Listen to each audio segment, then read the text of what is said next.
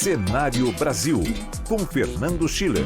Agora aqui no Jornal Gente da Rádio Bandeirantes, a repercussão política, de toda a história vivida na semana passada no Ministério da Economia. O cientista político Fernando Schiller está aqui para trazer análise, e informações para todos os nossos ouvintes a respeito do assunto. Depois de balançar no cargo, Paulo Guedes fica. O presidente da República sacramentou no fim da semana passada e reafirmou ao longo do fim de semana.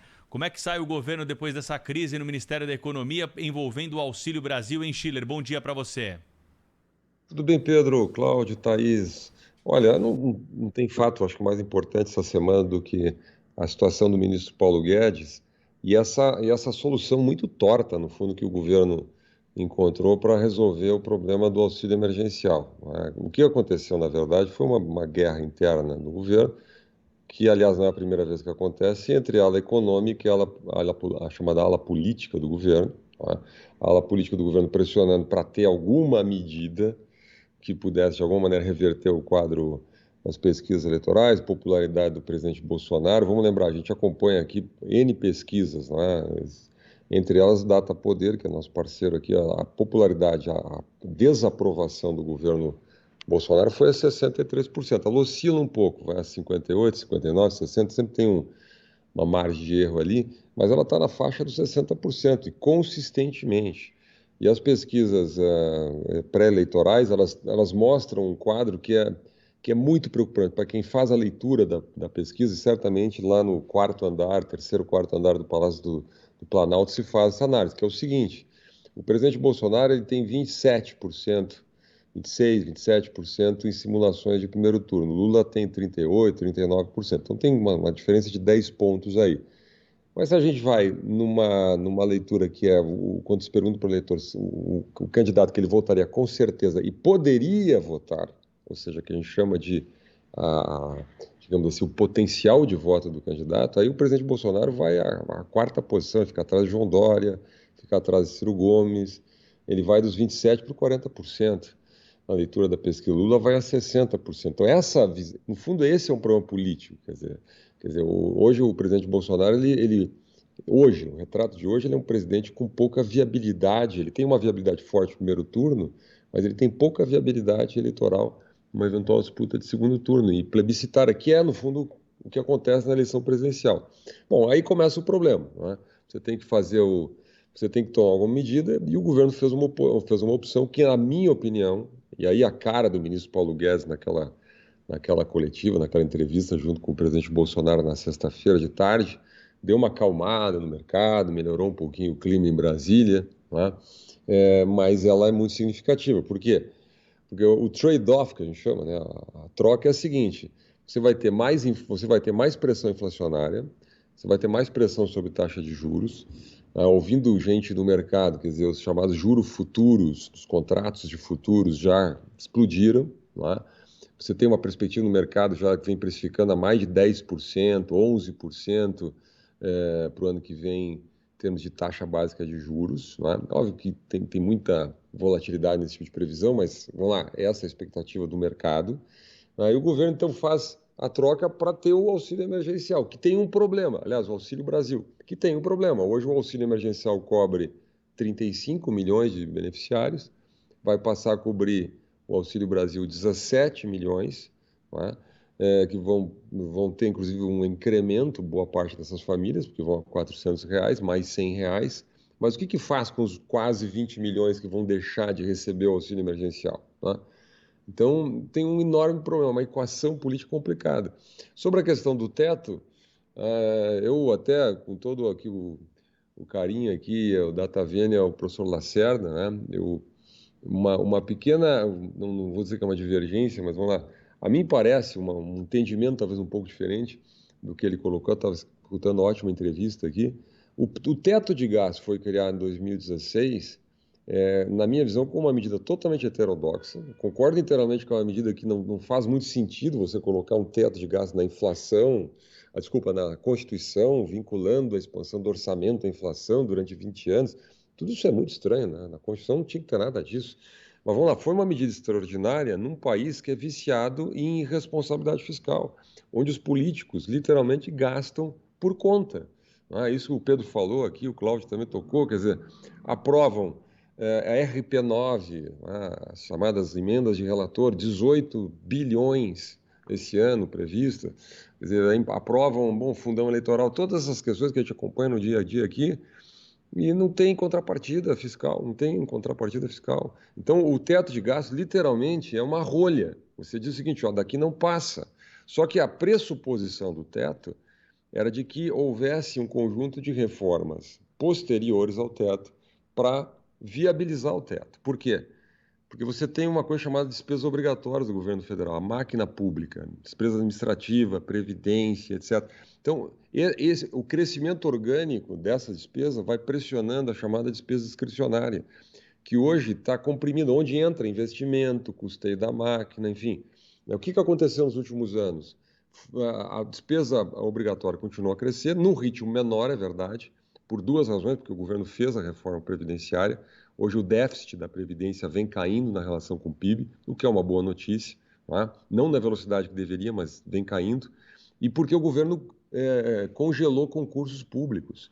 Se a gente vê a trajetória do funcionalismo público da União, e aí tem o mérito do ministro Paulo Guedes, você vai ver que o Brasil praticamente zerou nos últimos anos concurso público, com exceções de algumas áreas emergenciais.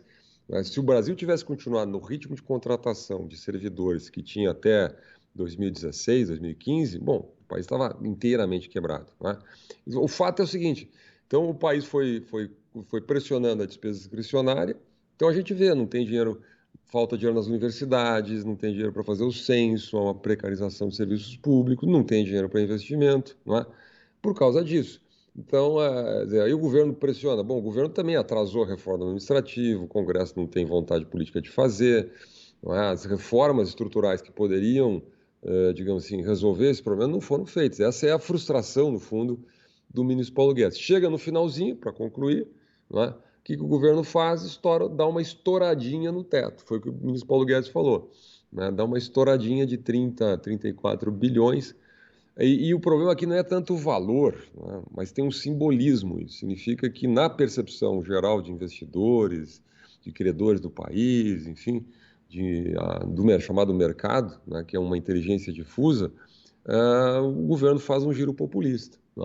E, na minha opinião, aí fragiliza brutalmente a figura do ministro Paulo Guedes. A minha grande pergunta, não sei se o Cláudio vai concordar comigo, é qual é a condição que o ministro Paulo Guedes tem hoje de ser o fiador econômico da campanha do presidente Bolsonaro em 2022, porque ele foi o posto Ipiranga, ele era o cara que assinava e o mercado, de alguma maneira, comprava o discurso político do presidente Bolsonaro. Vai ter condição de cumprir o mesmo papel em 2022?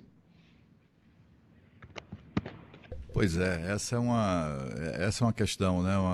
É uma dúvida, mas assim, não é, Sheila, cá para nós. A grande dificuldade é criar programas sociais que se representem transferência de renda para quem é pobre, né? Este país não tem o menor perigo de dar certo, como dizia o falecido deputado Luiz Eduardo Magalhães, exatamente em razão das suas elites, né? E olha, estamos falando de alguém que era representante das elites, ele fazia essa crítica, né? Porque não tem jeito.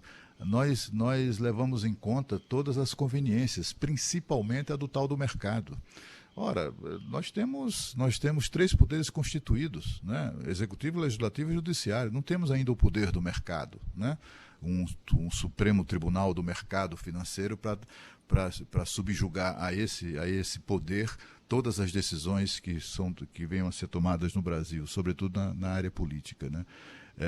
Esse mercado não se importou de modo algum, como eu falei aqui, perguntei aqui ao professor Lacerda, que entrevistamos agora há pouco, durante a discussão do pagamento dos precatórios, 90 bilhões de reais. Ninguém falava em teto de gasto, ninguém estava preocupado. O importante era não dar calote nos banqueiros, nos bancos que têm o controle dos precatórios. 70% dos precatórios estão em poder dos bancos.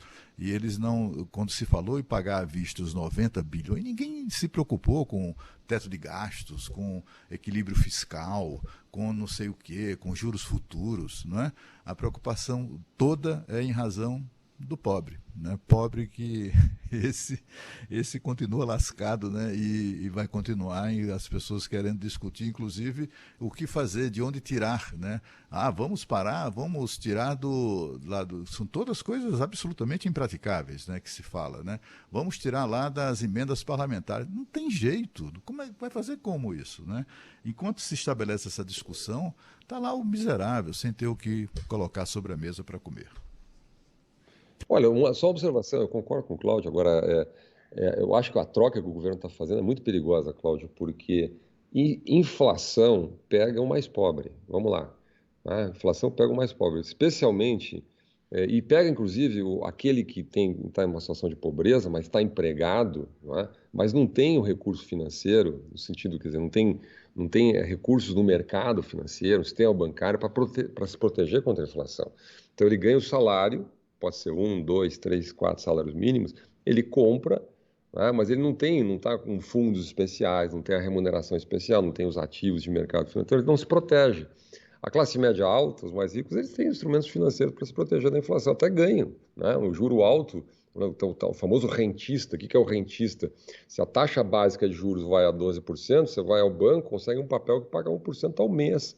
Na época da ex-presidente Dilma era 14%. Eu me lembro que o pessoal do mercado dizia assim, todo mundo tem saudade do 1% ao mês, me dá 1% ao mês, sem fazer nada, né? Porque é o rentista, né? Quer dizer, o governo, a economia do juro fixo, né? Então, quer dizer, da renda fixa, né? Então, assim, isso não, quer dizer, o mais rico não está preocupado com isso. A questão é, no processo de desorganização da economia, com inflação, juro alto, aí impacta crédito imobiliário, o crédito na economia como um todo, né? Isso tende a causar um desgaste político maior para o governo, né? Do que, eventualmente, você ter esses R$400 para 17 milhões de beneficiários. Essa é a conta que, olha, eu conversei com muita gente no fim de semana, fazendo esse tipo de análise, participei de discussões sobre isso. Quer dizer, é um certo consenso, que o governo entrou numa roda muito perigosa, além, obviamente, de desacreditar o ministro da Economia. Ele até, é interessante, a impressão que a gente tem é que o Paulo Guedes não sai do governo, porque sair seria pior, não é? E porque nesse momento o governo teria muita dificuldade, seria mais um abalo. É interessante isso, né? na credibilidade total do governo. Mas as condições que o ministro Paulo Guedes tem para continuar sendo fiador hoje realmente ficaram muito prejudicadas. Fernando Schiller, cientista político, colunista aqui da Rádio Bandeirantes, sempre conosco no Jornal Gente. Até a próxima, Schiller. Boa semana pra gente, hein? Boa semana para todo mundo. Grande abraço.